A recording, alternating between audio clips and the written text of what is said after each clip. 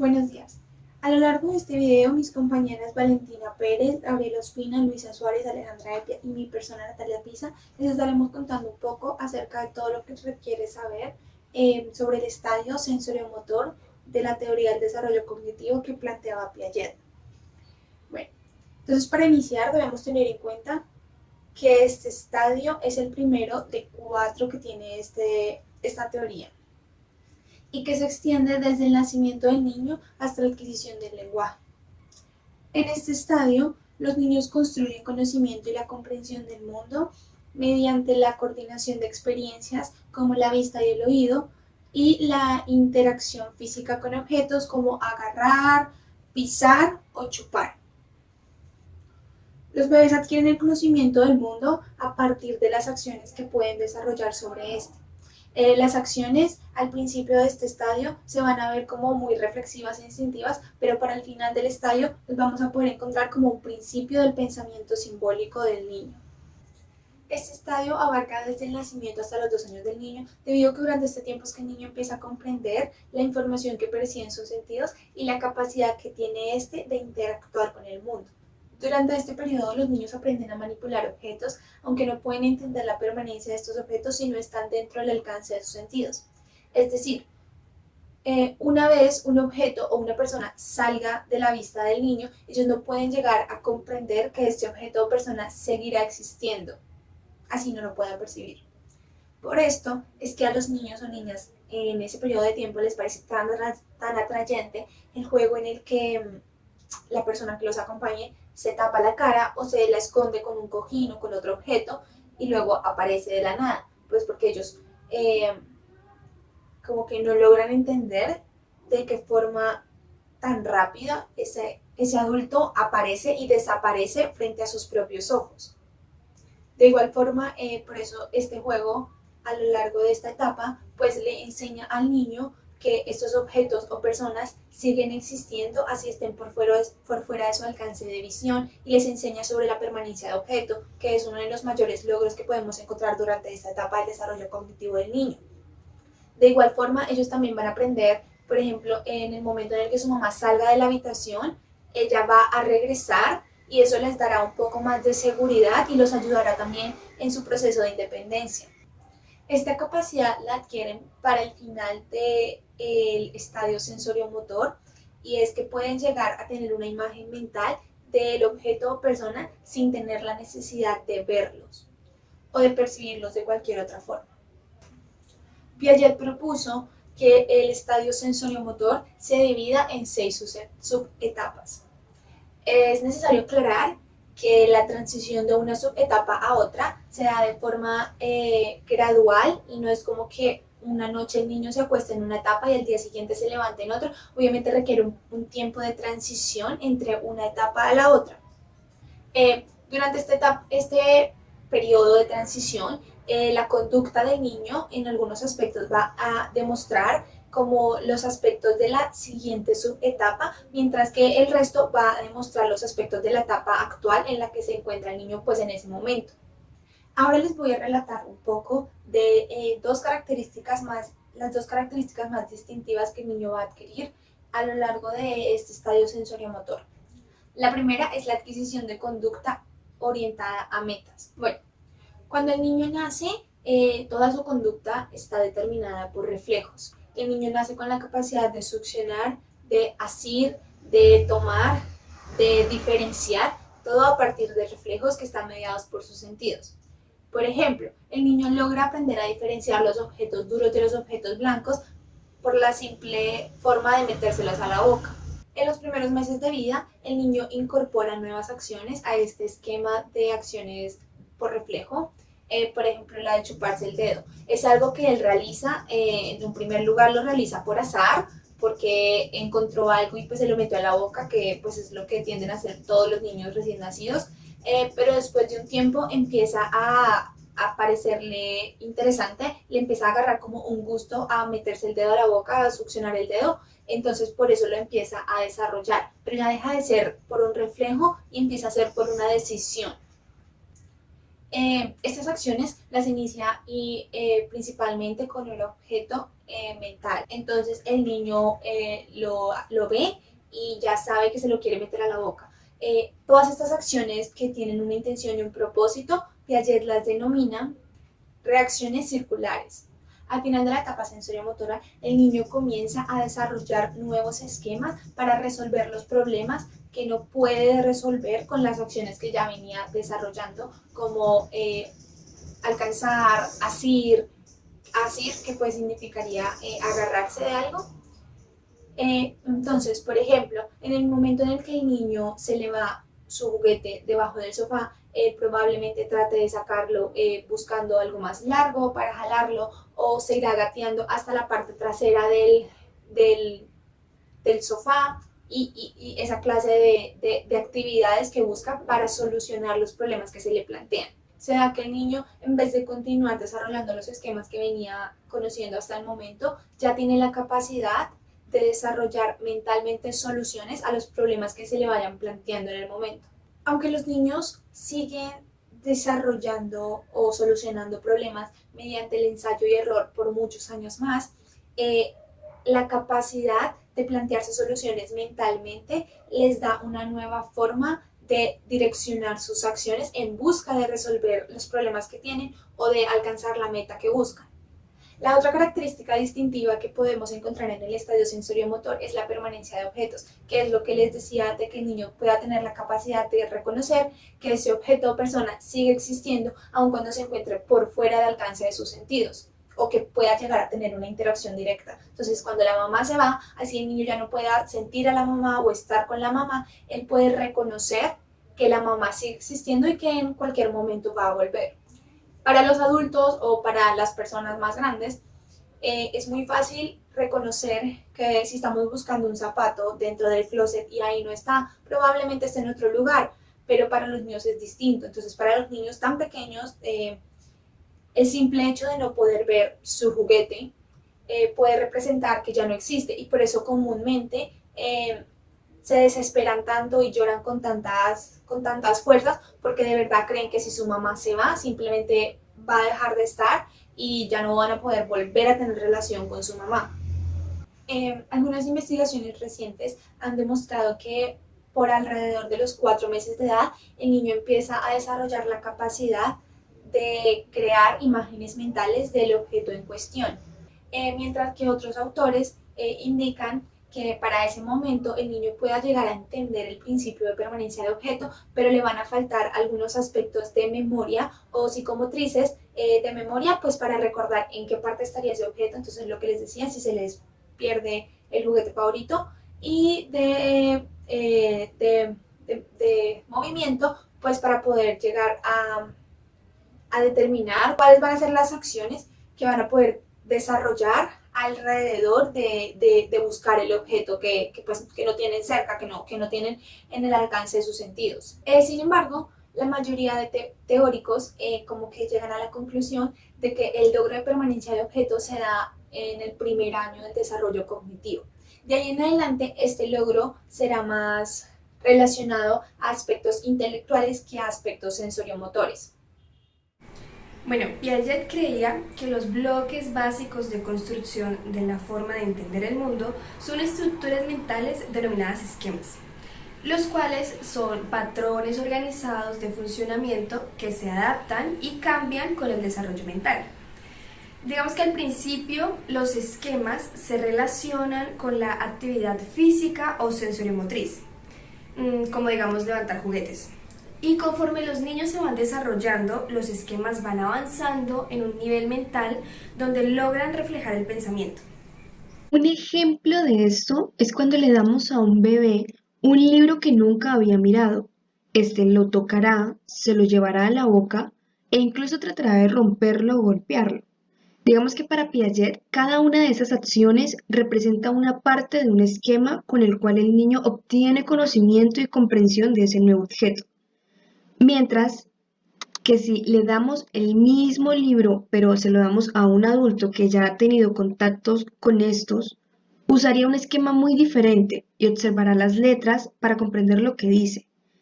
Así es que Piaget propone dos esquemas básicos para los esquemas infantiles. Bueno, de esta manera, Piaget propuso dos esquemas básicos para los esquemas infantiles. El primero viene siendo la asimilación. En este esquema es el proceso mediante el cual el niño entiende una explicación según su estado de desarrollo cognitivo y de su forma de pensar. La asimilación realmente ocurre cuando un estímulo o suceso es actuado, percibido y entendido de acuerdo con determinados patrones de pensamiento. Por ejemplo, un bebé que succiona cualquier juguete está asimilando los objetos a su esquema de succión. De manera similar, pasa cuando un niño llama a un pájaro a una ardilla voladora que se puede encontrar en el zoológico. Este está asimilando a la ardilla a su esquema de pájaro. El segundo es la acomodación. Este segundo esquema, digamos que tiene lugar cuando cambiamos nuestra forma de pensar, comprender o actuar como resultados del encuentro con nuevos estímulos. Por ejemplo, cuando un niño ve una ardilla voladora y la llama un pájaro con cola, está empezando a acomodar el nuevo conocimiento, modificando el esquema del pájaro. Piaget creía que los primeros esquemas se limitan principalmente a los reflejos con los que todos nacemos, digamos como la succión y el de la búsqueda, ¿sí? Porque los niños empiezan a modificar esos nuevos esquemas casi de forma inmediata. Y esto lo hace por medio de los procesos de asimilación y de acomodación.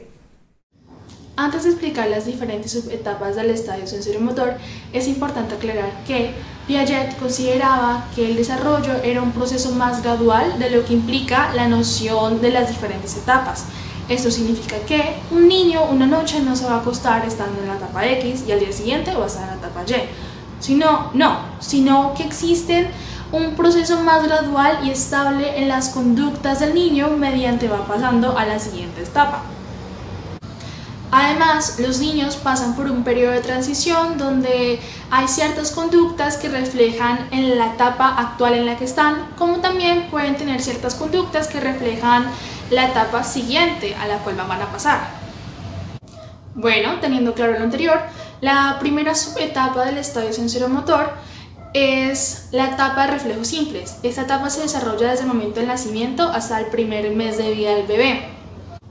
Durante este tiempo, los reflejos innatos, como lo son succión, prensión y rotación, controlan el mundo físico y cognitivo del niño y también esto determina cómo el niño se relaciona con el mundo. Por ejemplo, el reflejo de succión hace que el niño succione cualquier cosa que se ponga en sus labios. Según Piaget, esta conducta de succión le permite al recién nacido tener información acerca de los objetos, lo que prepara el camino para la siguiente subetapa del periodo sensoromotriz. Al mismo tiempo, algunos reflejos comienzan a acomodar la experiencia del niño con la naturaleza del mundo. Por ejemplo, un niño que está siendo amamantado, pero que también recibe biberones complementarios, empezará a cambiar la manera en que succiona dependiendo de si se trata del pezón o de un biberón. La segunda subetapa se titula reacciones circulares primarias y esta se desarrolla entre el primer mes y los 4 meses de edad. Una reacción circular es cuando el lactante repite una experiencia que anteriormente se ha generado por simple azar. Un ejemplo evidente es la conducta de chuparse el dedo. Durante la actividad espontánea que realiza el lactante, es posible que uno de sus movimientos casualmente ponga en contacto su mano con la boca, desencadenando el reflejo de succión y comience a chuparse el dedo, puesto que estos movimientos todavía no son controlados por el bebé, y al continuar con su actividad, él va a alejar nuevamente la mano de su cara y de su boca, pero va a intentar repetir la experiencia.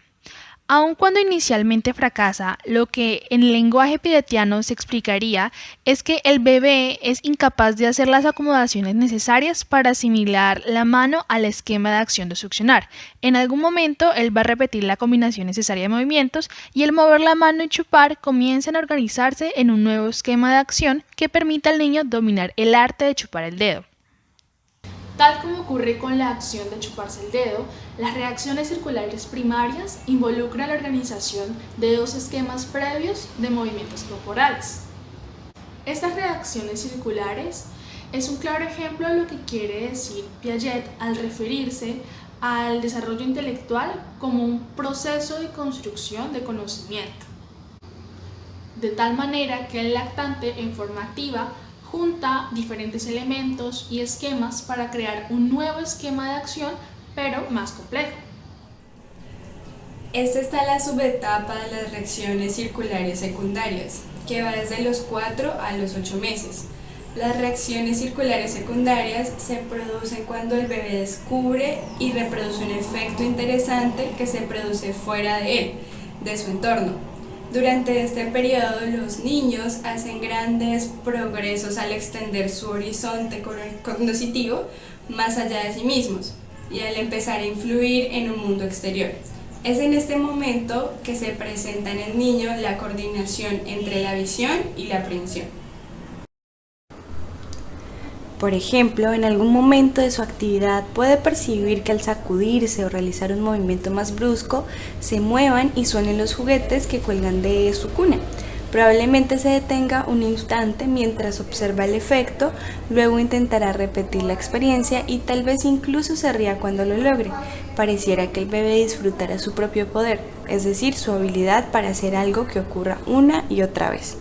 A esto Piaget afirma que basta con suspender un nuevo juguete sobre el niño para que éste busque el cordón, lo que constituye un principio de diferenciación entre el fin y el medio. Esto implica que la repetición de acciones que incluyen en los objetos. Ante esta situación, el autor dice que estamos ante el umbral de la inteligencia. Bien, en la cuarta subetapa las acciones se hacen más diferenciadas. Aprende a combinar dos esquemas de acción para obtener un resultado. Este logro es más evidente cuando se trata de superar obstáculos. Por ejemplo, si ponemos un juguete que le interesa al niño detrás de una caja o en este caso debajo de una cobija, de modo que no lo pueda tomar, combina el esquema de acción de retirar la cobija con el esquema de acción de tomar el juguete. En este caso, uno de los esquemas, retirar la cobija, se transforma en un medio para un fin. Este logro, que parece tan simple, tiene sin embargo otras implicaciones importantes.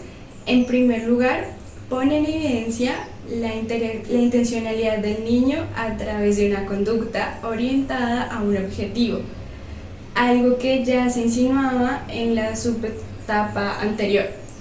En segundo lugar, se evidencian los comienzos de las nociones de tiempo y espacio, puesto que el bebé debe retirar la cobija antes para agarrar el juguete después, y debe entender que un objeto se puede encontrar encima, debajo, al lado o detrás de un objeto como tal.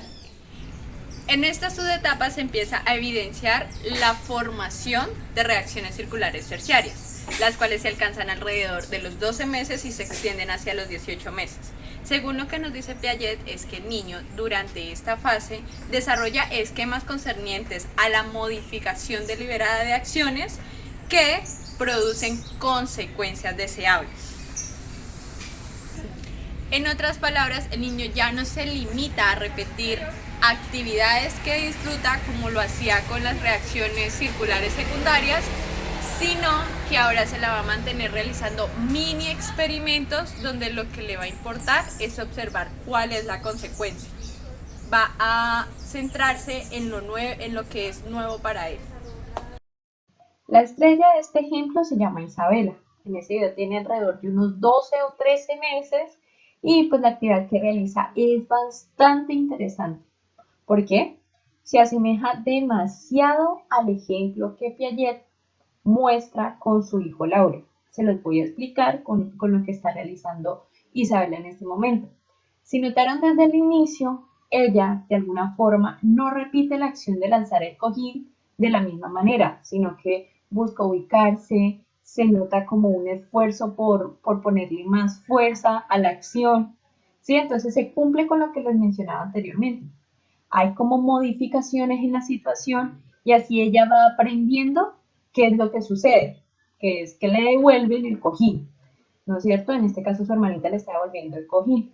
Entonces vemos cómo el mundo se convierte en un laboratorio para el niño en esta subetapa y todo lo inesperado es de su interés. La etapa final del estadio sensoriomotriz se va dando alrededor de los 18 meses hacia los 2 años. Se le reconoce como el inicio del pensamiento, ya que el niño durante estos intervalos de edad va adquiriendo la capacidad de guardar representaciones mentales o pensamientos simbólicos, ya sea de un objeto o de un acontecimiento pasado. Piaget argumentaba que los niños durante esta etapa se imaginan dónde están los objetos que no ven e incluso son capaces de dibujar mentalmente la trayectoria no vista de un objeto. Simón nos demuestra un poco lo que mencionamos anteriormente. Aunque él pudo haber visto la trayectoria, no lo hizo porque estaba distraído, reconoció hasta dónde llegó el dado y fue capaz de devolverlo, solo que pues no se evidencia hasta el final. Por otro lado, la representación mental permite que el niño logre adquirir la capacidad de simular, donde éste, por medio de la imitación diferida, como la nombró Piaget, logra imitar diferentes comportamientos de una persona que no está presente. Es por eso que día a día vemos a los niños alimentar sus muñecos o manejan, o simulan manejar, mejor dicho, porque ya han visto a papá y a mamá manejar el carro, simulan que están cocinando, como han visto también a mamá o a papá. Son muchos ejemplos en donde se puede evidenciar esta actividad de imitar. Un ejemplo claro es cuando los niños tienden a imitar tareas que ven a sus papás realizar en el día a día.